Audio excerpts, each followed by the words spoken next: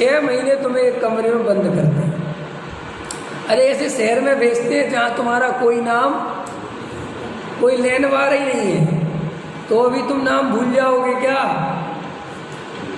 अरुण जी भूल जाओगे? हैं? अरुण जी कहते अलर्ट आ जाते हैं, हो जाता कि शुद्धात्मा को तो कोई अलर्ट नहीं आती। क्या? क्यों? कि इस नाम में अहमपना है, अपनापन है, ये मैं हूँ, विवेक मैं हूँ। तो देखो अपनेपन की कितनी कीमत है। अपनेपन की इतनी कीमत है कि तुम्हें उसे उपयोग में ना तो याद करना पड़ता है, ना बार बार सोचना पड़ता है, और पूरा का पूरा अपनापन बना रहता है। ऐसे टोडामल जी ने लिखा है सब बात कि जैसा तुझे शरीर में अपनापन है, जैसा तुझे संयोगों में अपनापन है, ऐसा अपनापन जब तक आत्मा में नहीं आ जाए तब तक सम्यक दर्शन नहीं होगा। ऐसा अपनापन समझ गए कि हमारे उपयोग में भले ही दाल रोटी मकान दुकान व्यापार चल रहा है, लेकिन श्रद्धा में इनसे मैं भिन्न न्यारा ज्ञायक हूँ, जानने वाला हूँ, आत्मा हूँ, शुद्धात्मा हूँ, जो भी पर्यायवाची उसके लेना है लो। ये श्रद्धान हो तो तुम्हारे उपयोग में कुछ भी चले, तुम्हारा बल ज्ञायक भाव पे रहेगा। जैसे हम और आप कहीं पर भी कुछ भी उपयोग में चलता रहता है, लेकिन अपनी संपत्ति का, अपने संयोगों का, उसका बल अंदर, उसका श्रद्धान बना रहता है। बना रहता है कि नहीं बना रहता? आप यहाँ शांति से क्यों बैठे हो?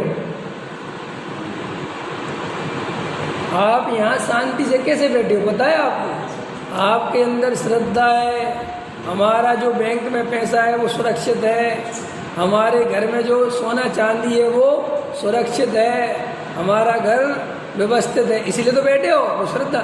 अभी कोई जरा सा कान में आके खबर दे दे कि तुम्हारे अकाउंट से सारे पैसे, तुम्हारे घर में चोरी, तो बैठ पाओगे शांति से?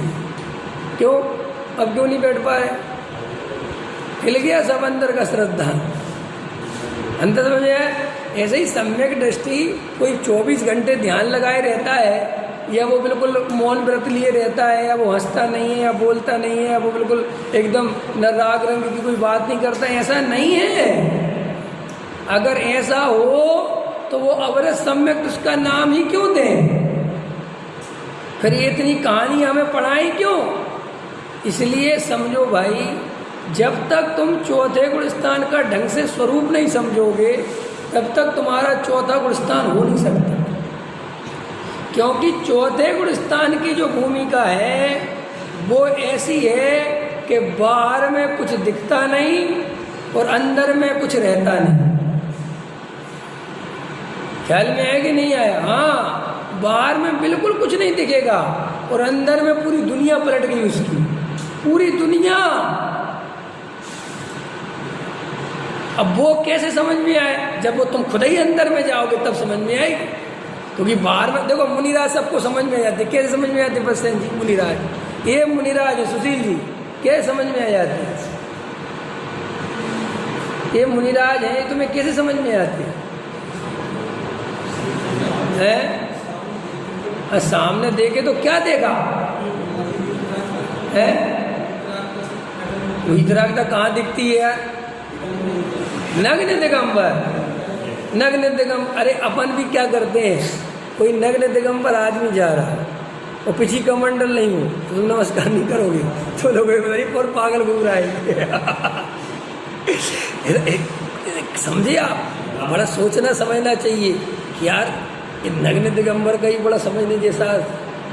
अगर नग्न दिगंबर कोई भी घूमे घेरा घेरा नत्थु घेरा तो हम क्या किसी के भी नमस्कार करने लग जाएंगे कि नहीं नहीं, वो हाथ में पिछी कमंडल होना चाहिए।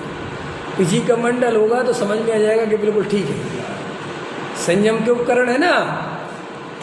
तो वहाँ पे तो बाहर में वो दिखा तो तुम्हें समझ में आ गया, लेकिन सम्यक दृष्टि का कुछ नहीं दिखता। इसलिए सम्यक दृष्टि को पहचानना बहुत कठिन है अज्ञानी के लिए। और वैसे भी ज्ञानी भी हो, मान के चलो, समझ लो तुम सम्यक दृष्टि हो और मैं भी सम्यक दृष्टि हूँ, लेकिन हम जब तक आपस में मिलके बातचीत नहीं करेंगे तो तुम्हारी शक्ल देख के थोड़ी समझ में आ जाएगा मुझे कि तुम सम्यक दृष्टि हो। जब मिलके बातचीत होगी, ये तत्व चर्चा, परस्पर साधर्मी तत्व चर्चा करते हैं। इसका मतलब क्या है कि भाई वो तत्व चर्चा से पता चल जाता है कि इस जीव का श्रद्धान कैसा है। ख्याल में आया कि नहीं आया? तो भैया सम्यक दृष्टि की बाहर में कोई पहचान है नहीं, और हमें ऐसा लगता है सम्यक दृष्टि है ही सबसे बड़ा धर्म, उसमें तो कोई बात है नहीं, लेकिन हम उसमें ये क्लियर नहीं समझ पाते कि सम्यक दृष्टि का स्वरूप कैसा होता है। देखो भैया, परिणाम और क्रिया और अभिप्राय, सम्यक दृष्टि का अभिप्राय पलट गया है। सम्यक दृष्टि, जिसकी दृष्टि, दृष्टि माने क्या होता है? दृष्टि माने क्या होता है? श्रद्धान। जिसका श्रद्धान सम्यक हुआ है उसको क्या कहते हैं? इसलिए अपना श्रद्धान मजबूत करो, रात और दिन मजबूत करो, और किसी बात की फिक्र नहीं लो, क्योंकि श्रद्धान मजबूत नहीं होगा तो कुछ भी नहीं होगा। क्लियर हो गई बात? ज्ञाता दृष्टा समझ में आ गया?